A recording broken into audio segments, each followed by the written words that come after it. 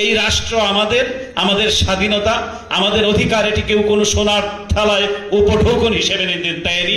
এটি অর্জন করতে হয়েছে আমাদের বিপ্লবের মধ্য দিয়ে। যে আমাদের মানসিকতার সংস্কার প্রয়োজন।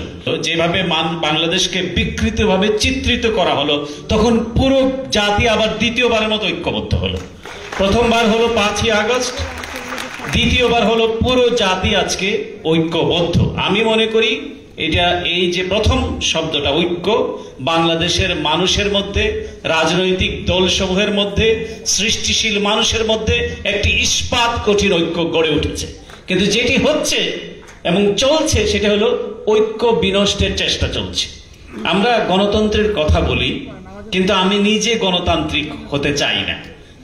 যেমন কথায় কথা বলি, আরে ভাই আপনি কি আমার চেয়ে বেশি বুঝেন নাকি? তার মানে আমি বেশি বুঝি, আমি কিন্তু গণতান্ত্রিক না। আরে ভাই আগে আমারটা শোনেন। এই যে অগণতান্ত্রিক, এবং আমরা এই যে সাম্য, মর্যাদা এসবের কথা বলি, কিন্তু আমি একটু উপরে থাকতে চাই, একটু প্রিভিলাইজ থাকতে চাই। ছোট্ট ছোট্ট বিষয়, আপনি এলিভেটরের জন্য দাঁড়িয়েছেন লিফটের মধ্যে, কিন্তু আমি চাইবো আমি আগে উঠে যাব, আমি একটু পোশাক আশাকে ভালো, আমি একটু বড় পদ। আর কিছু মানুষ আছে খুব ভক্তি করছে আমাকে, এত ভক্তি, এত নমনীয়।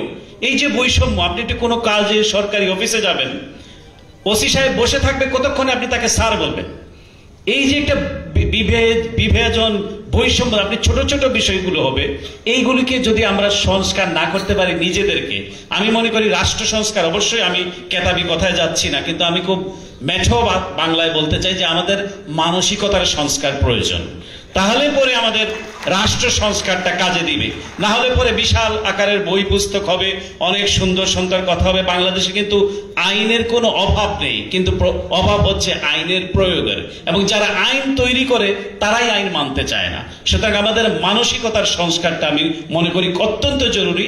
এবং যে জিনিসটা চলছে, যে হিংসা, যে আমি বেশি করেছি, আমার অবস্থানটা বেশি, এই বিষয়টাতে খুব পরিত্যাগ করতে হবে। কারণ আমরা যদি মনে করি এই রাষ্ট্র আমাদের, আমাদের স্বাধীনতা, আমাদের অধিকার, এটি কেউ কোনো সোনার থালায় উপঢৌকন হিসেবে নিতে দেয়নি। এটি অর্জন করতে হয়েছে আমাদের বিপ্লবের মধ্য দিয়ে। সুতরাং এই রাষ্ট্রটিকে আমাদেরকে টিকিয়ে রাখতে হবে।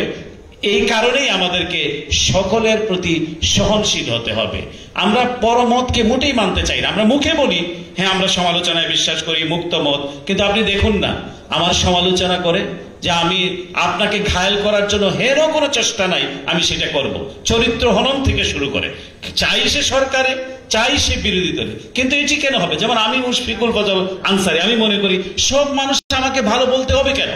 কিছু লোক আমাকে ভালো বলবে, কিছু লোক খারাপ হবে। যেমন আমি একটা মজার ছলে বড়ি, বিএনপির এক শীর্ষ নেতা ছিলেন তরিকুল ইসলাম, আল্লাহকে বেহেশত নসিব করুক, এক লোক এসে বলছে বস আমি কিন্তু আপনার খুব ভক্ত। তুমি বলতে যাবে না, আমি কি সাবানা না ববিতা, আমার আবার ভক্ত কিসের? তো বিষয়টা হলো এই যে আমরা সবার কাছে ভালো থাকতে চাই, সবার কাছে প্রিয় থাকতে চাই, আবার একটু হিপোক্রেসিও করতে চাই। তো এই জিনিসটা বাংলাদেশে চলে না, আজকের বাংলাদেশে, আজকের বাস্তবতায়। যাই হোক, যেটি হচ্ছে সংস্কারের কথা বললাম। তৃতীয় যেটি হচ্ছে নির্বাচন। অবশ্যই বাংলাদেশে একটি জনপ্রতিনিধিত্বশীল সরকার গঠন করতে হবে। যে আকাঙ্ক্ষা মানুষ ধারণ করেছে, যে আকাঙ্ক্ষাকে লোড করে নিয়েছে বিগত ফ্যাসিস্ট সরকার, সেই আকাঙ্ক্ষার বাস্তবায়ন বাংলাদেশে হতে হবে। বাংলাদেশ যাতে, মানুষ যাতে তার প্রতিনিধি, তার পবিত্র আমানত দিয়ে নির্বাচন করতে পারে, সেটি কিন্তু মানুষের সবচেয়ে বড় আকাঙ্ক্ষা, এবং সেই আকাঙ্ক্ষার বাস্তবায়ন বাংলাদেশে হতেই হবে, এটির কোনো বিকল্প নাই। কিন্তু ইলেকশন পর্যন্ত যাওয়া পর্যন্ত যে প্রথা এবং প্রতিষ্ঠানগুলো ধুমড়ে মুছে একাকার করে দিয়েছে, সেগুলো আমাদেরকে অবশ্যই ঠিক করতে হবে। তারপরে আমাদের নির্বাচনের দিকে যে বাংলাদেশে একটি নির্বাচিত সরকার প্রতিষ্ঠিত হতে হবে, মানুষের আকাঙ্ক্ষার বাস্তবায়ন এভাবেই হবে।